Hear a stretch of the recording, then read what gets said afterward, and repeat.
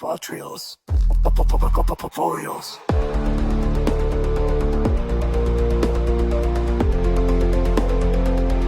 Fotografios. Revolucionando conhecimento científico. Bem-vindos e bem-vindas ao Pod Trials. Este episódio é um oferecimento do GACI, o Grupo Avançado em Cirurgia Cardiovascular e Endovascular. Hoje a gente vai mergulhar num dos medicamentos mais conhecidos do planeta, o ácido acetilsalicílico, o nosso famoso AES. A missão aqui é entender a fundo o papel dele na prevenção secundária do infarto agudo do miocárdio. E essa análise completa é fruto de uma colaboração com os doutores André Santiago da Silva e Oscar William Bonfim Oliveira, a quem a gente agradece muito. Vamos desvendar a eficácia, os riscos e, claro, o que a ciência de ponta diz sobre isso. Olha, esse é um assunto que nunca sai de pauta, e por um bom motivo. O AS é uma ferramenta poderosíssima, mas como toda ferramenta poderosa, precisa ser usada da maneira certa, né? Parece simples, mas a verdade está nos detalhes. Na dose, no tempo e principalmente no paciente certo. É aí que a conversa fica interessante. Perfeito. E para começar, acho que a gente tem que derrubar um mito, uma ideia que está no imaginário popular há décadas. Muita gente acredita que o AS afina o sangue. O que essa expressão realmente quer dizer? E o quão correta ela é? Essa é a melhor forma de começar, porque essa expressão, apesar de super popular, é cientificamente imprecisa. O AS não muda a viscosidade do sangue, sabe? Ele não deixa o sangue literalmente mais fino ou ralo. O que ele faz, e aqui está o pulo do gato, é atuar como um antiagregante plaquetário. Certo. Vamos traduzir isso. As plaquetas são aquelas células no sangue responsáveis pela coagulação, certo? Se a gente se corta, são elas que correm para tapar o buraco. Exatamente. A gente pode imaginar as plaquetas como pequenos adesivos circulando pelo corpo. A função delas é se juntar, se agregar para estancar um sangramento. É um mecanismo de defesa vital. O problema acontece quando essa agregação ocorre no lugar errado e na hora errada. Tipo, dentro de uma artéria do coração que já tem uma placa de gordura. Aí, esse conserto vira o problema. O acúmulo de plaquetas forma um coágulo, um trombo, que bloqueia o fluxo de sangue para o coração e causa um infarto. É exatamente esse o cenário. E aí que o AS entra. Ele não impede as plaquetas de existirem, mas ele as torna, digamos, muito menos pegajosas.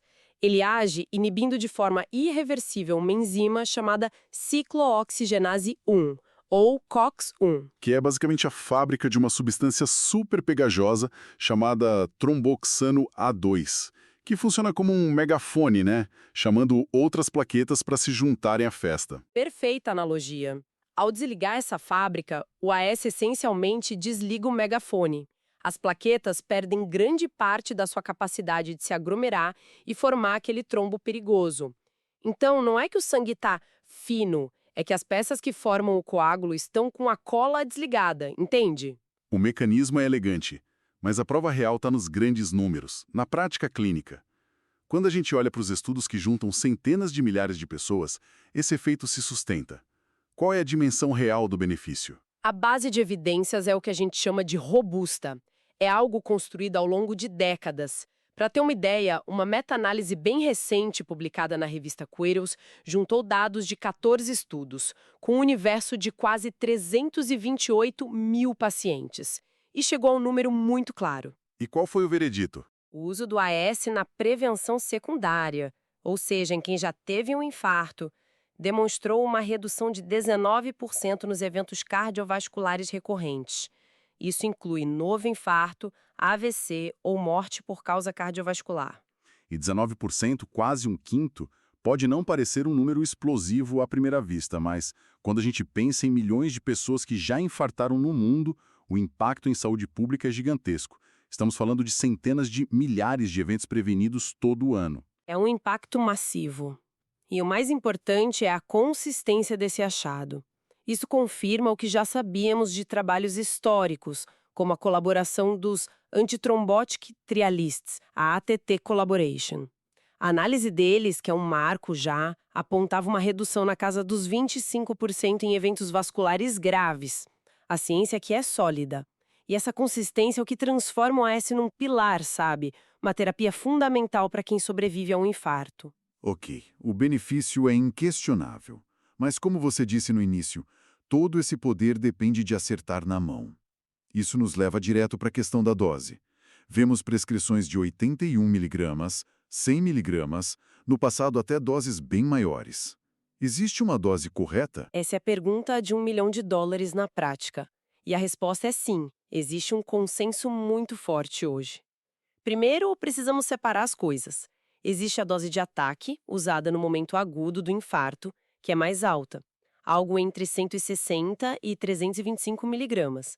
Mas a nossa conversa aqui é sobre a manutenção, o uso a longo prazo para evitar um novo evento. E para essa manutenção, o que os estudos dizem? Para manutenção, as evidências apontam de forma esmagadora para a dose baixa, algo entre 75 e 100 miligramas por dia.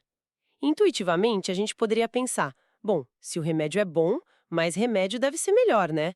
Mais proteção. Só que a ciência mostrou que essa lógica não se aplica aqui. É aqui que a coisa fica realmente contraintuitiva.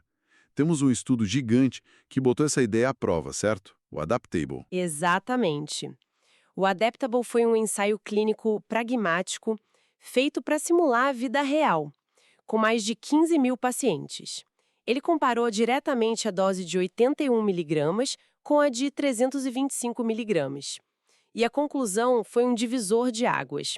Não houve nenhuma diferença na eficácia para prevenir morte, infarto ou AVC entre os dois grupos. Então, o grande insight aqui, a revelação de um estudo massivo como esse, não é apenas que a dose menor funciona, é que a nossa intuição de que mais é melhor está completamente errada neste caso.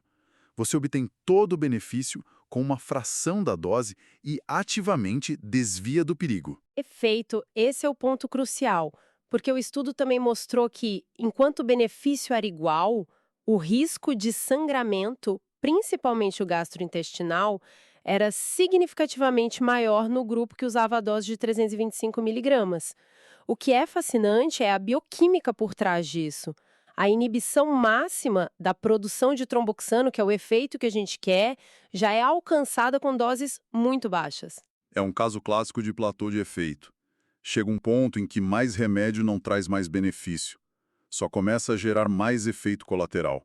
É encontrar o ponto ótimo no gráfico, onde a curva de eficácia se achata e a curva de risco começa a subir. Exato. A dose baixa, de 75 a 100 miligramas, é exatamente esse ponto de equilíbrio perfeito entre máxima eficácia e o menor risco possível. Falando em doses altas e intuição, isso me lembra daquela história, que gerou bastante barulho na época, do presidente americano Donald Trump. Ele declarou ao Wall Street Journal que tomava 325 miligramas por dia porque queria um sangue bem fino passando pelo coração. É quase um estudo de caso do que a gente acabou de discutir. É um exemplo perfeito, quase didático, da confusão popular e dos perigos da automedicação, mesmo para quem tem acesso aos melhores médicos.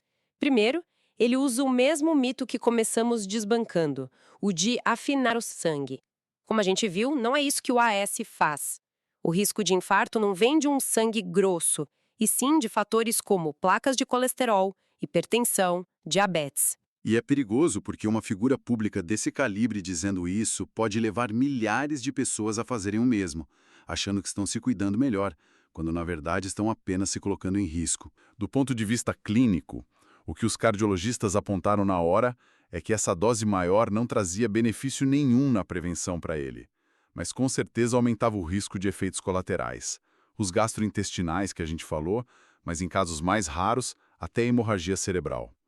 O que realmente diminui o risco de forma segura é controlar a pressão, colesterol, diabetes e usar os remédios na dose certa, com orientação. Então isso muda tudo.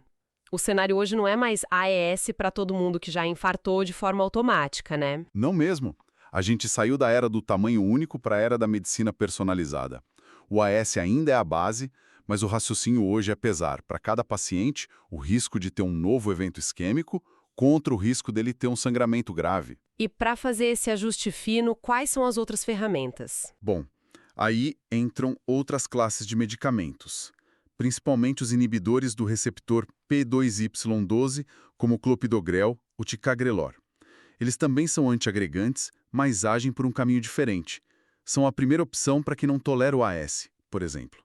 E tem a estratégia de combinar os dois. A dupla antiagregação, ADAPT. Isso, ADAPT, que é o uso do AS junto com um desses inibidores. A gente reserva essa abordagem para situações de altíssimo risco de trombose.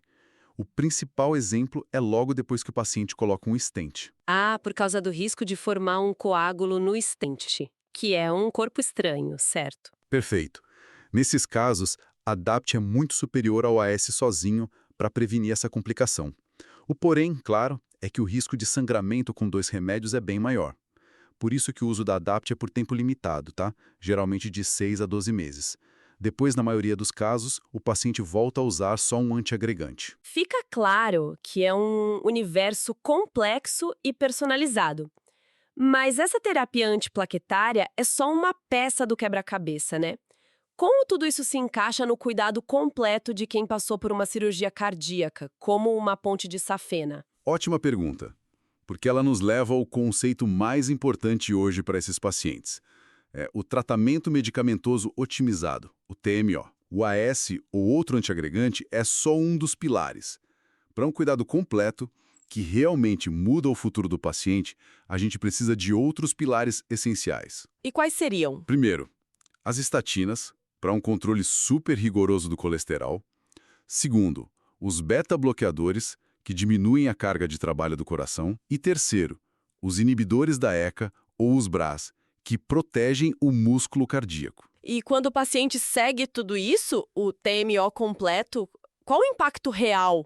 Os números que a gente viu são impressionantes. São gigantescos. Um estudo enorme mostrou que, em 10 anos, a mortalidade em quem não usava a terapia completa era de 18,7%. No grupo que estava em TMO, essa mortalidade caiu para 10,7%. Nossa, é uma redução de risco de quase 45%. É uma das intervenções mais poderosas da medicina, então. É sim, mas aí vem o nosso maior desafio hoje, a adesão. A adesão é baixa. Com um benefício tão grande... É baixíssima e os dados são preocupantes. Menos de 60% dos pacientes saem do hospital com a prescrição completa. E um ano depois, esse número é ainda menor. As razões são muitas, sabe? O custo, os efeitos colaterais, o paciente se sente curado depois da cirurgia e acha que não precisa mais de tanto remédio. Entendo. É por isso que o acompanhamento constante é a chave. Não basta operar, é preciso uma equipe multidisciplinar, cirurgião, cardiologista, farmacêutico, trabalhando junto para educar o paciente e reforçar a importância da adesão a longo prazo. Excelente. Acho que conseguimos montar um panorama bem completo. Para a gente amarrar tudo, vamos recapitular os principais insights. Primeiro, o AS é fundamental na prevenção secundária, reduzindo eventos em até 25%.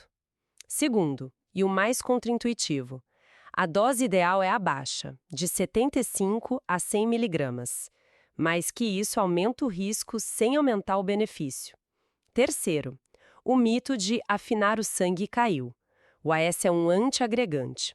Quarto, o tratamento moderno é personalizado, uma balança entre risco de trombose e de hemorragia. E quinto, e talvez o mais importante, o AS é só parte de um tratamento medicamentoso otimizado. A adesão a tudo é a verdadeira chave. E antes da gente encerrar, quero mandar um abraço especial para toda a equipe do Hospital Dilson Godinho, em Montes Claros, Minas Gerais, pelo excelente trabalho. Com certeza. Um abraço a todos. E, se me permite, queria deixar uma reflexão final. A conversa sobre antiplaquetários está evoluindo muito rápido. O futuro aponta para uma personalização ainda maior.